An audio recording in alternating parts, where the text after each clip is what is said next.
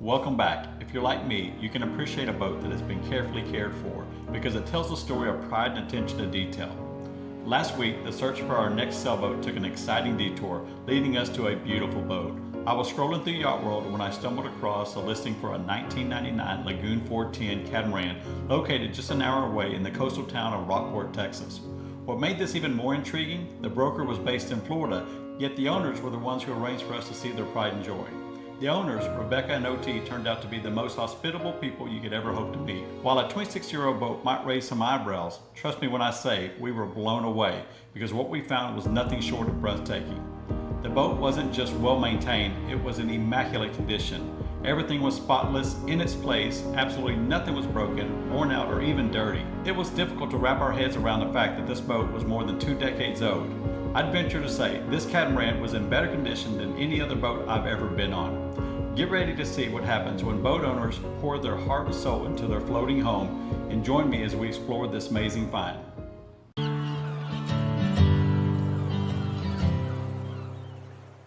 I didn't do a great job of recording when we were there in person, so let's take a look over here at Yacht World at some of the pictures and the posting. I think the broker did a great job on this one. It really gives you some background of the boat and all the new, recent upgrades. First thing we see here is the twin Yanmars 27 horsepower, and I do believe it's got new sail drives.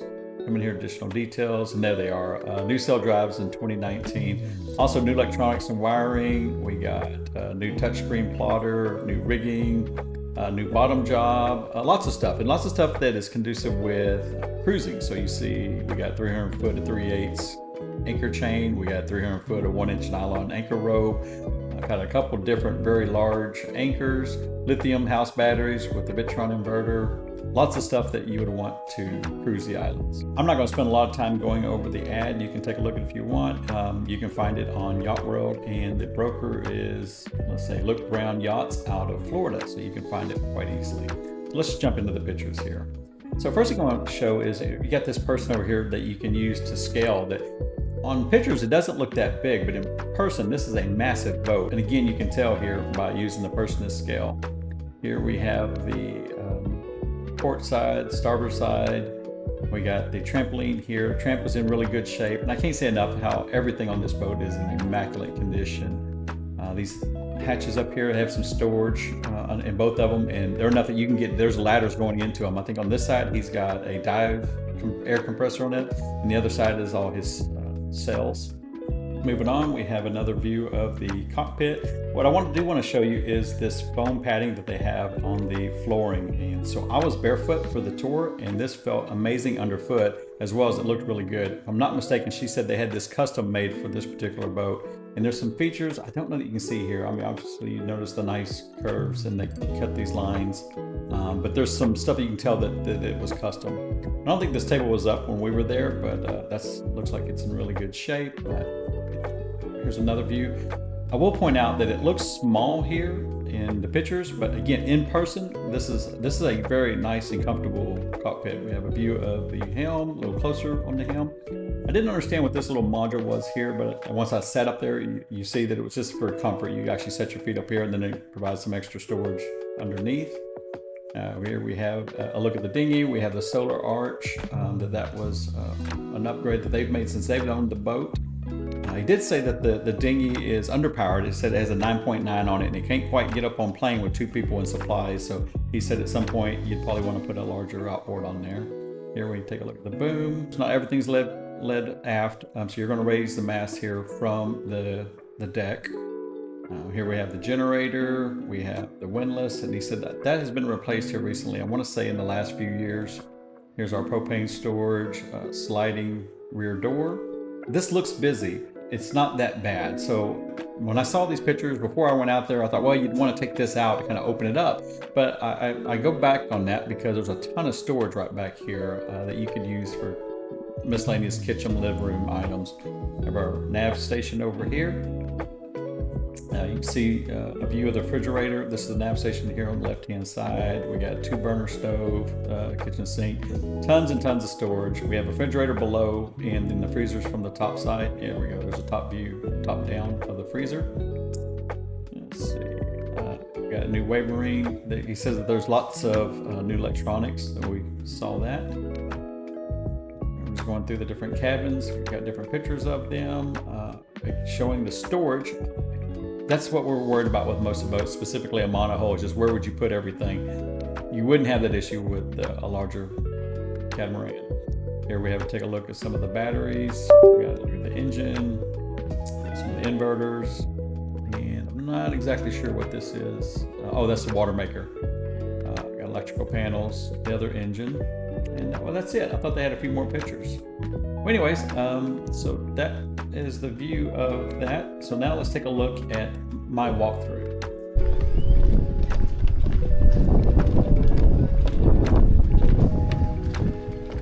Got her name from the German couple that we bought it from. They were the second owners. The first owner was. I'm here to lust over your beautiful boat.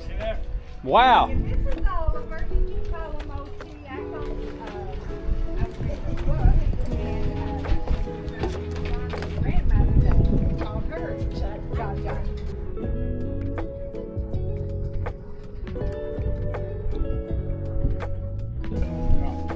I don't take my shit. All right. Hey, how you doing? Good to see you, William.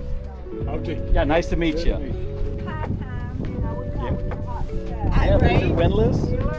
300 foot at 3/8. Like this thing. Okay. Drones, which I've never used. Wow, that's They're way huge. back. Yeah. They're the, drugs if you get in a hurricane. And then this is a spinner. Did you fly it often? No. Are you a diver? I'm not. I would obviously want to maybe pursue that as we get ready. It's a European boat. Okay. And they dock in back Aspen's from us. And that's really good. It's not in that good a condition. Yeah.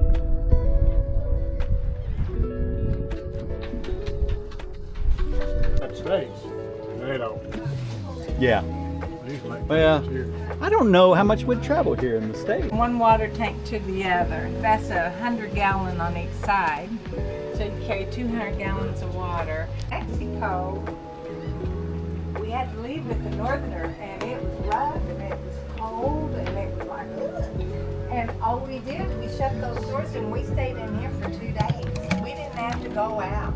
Yeah. Because you can see 360 degrees, when you're on watch, you just have to get up and do your walk around inside. Okay. You didn't have to get out in the bad weather and everything. Freezers on top.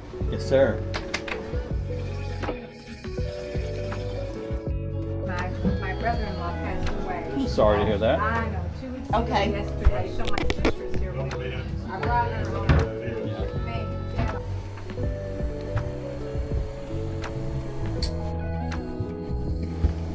How many amp hours is it? Isn't it They're like 100 apiece, and there's 5 of them. okay?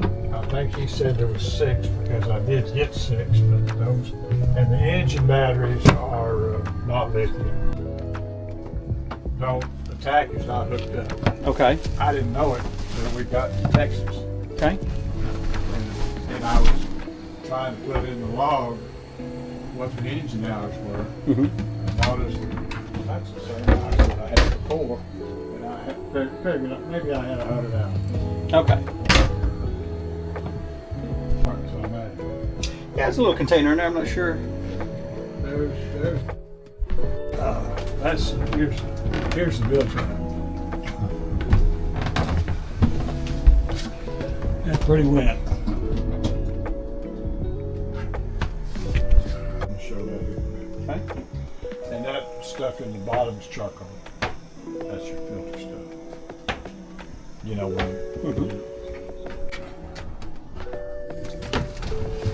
I put new ones in when we got back from Florida because one of them was leaking.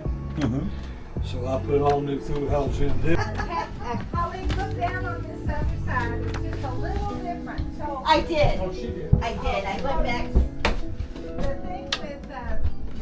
the thing with you were, if you were going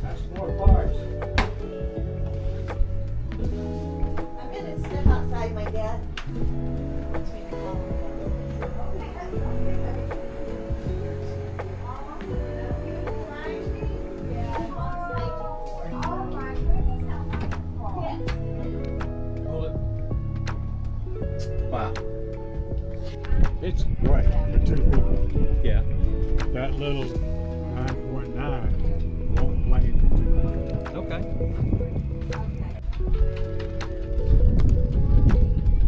What electrical was that? We had solar panels on here before, Okay. and I took them off. We got that arch.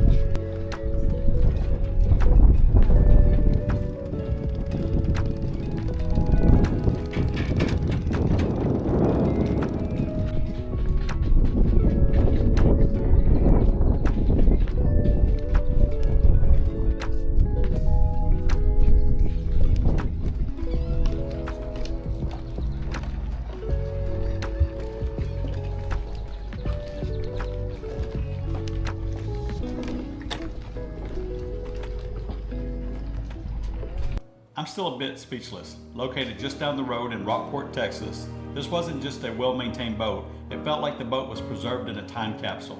The owners were delightful and their care for the vessel was evident in every detail. We wholeheartedly fell in love with this boat. The space, the layout, and the sheer comfort made it easy to picture ourselves living aboard, island hopping, and embracing that cruising lifestyle without making any compromises. It truly felt like this was the one. But as you know, the world of boat ownership was bound to throw a curveball our way. Despite the condition of this boat, we hit a roadblock with financing a 26-year-old catamaran for $195,000. We had some promising conversations with several credit unions, but 2 of them refused to finance anything built before 2005. However, another credit union expressed flexibility as long as the loan amount was less than the boat's value, which they determined using J.D. Power. Unfortunately, here's where things take another strange turn. I've spent hours looking at values, but this specific Lagoon 410 seems to be completely missing from their database. It's confusing because it's a common model. Sailboatdata.com shows there were more than 200 of these hulls produced, so it's not like it's a one-off model. Despite my best efforts to plead our case, the credit union wouldn't proceed without a proper valuation. I wasn't ready to throw in the towel just yet, so I reached out to a couple marine lenders. One was willing to finance this boat, but the terms were less than ideal. They were asking for 30% down, plus taxes and a full year insurance paid up front at closing. That would have totaled close to $90,000, a figure way beyond our reach. As much as we liked the owners and fell in love with this boat, it simply wasn't meant to be. This whole experience has been a reminder just how quickly boat shopping can escalate. Just a couple months ago, we were looking at a $7,000 cash boat, then a $100,000 monohull entered the picture, and suddenly we found ourselves trying to finance a $200,000 catamaran. In a perfect world, our long-term vision includes island hopping within the next 5 years. So buying a boat like the Lagoon now makes a lot of sense, saving us from pouring money into something we know will eventually sell. However, the reality of our budget dictates a more gradual approach, taking smaller steps towards that ultimate dream. Thank you for following along while we continue searching for the next boat. If you like this video, don't forget to smash the like button, subscribe for more boat reviews, and to see where our search takes us next. We'll see you on the next video.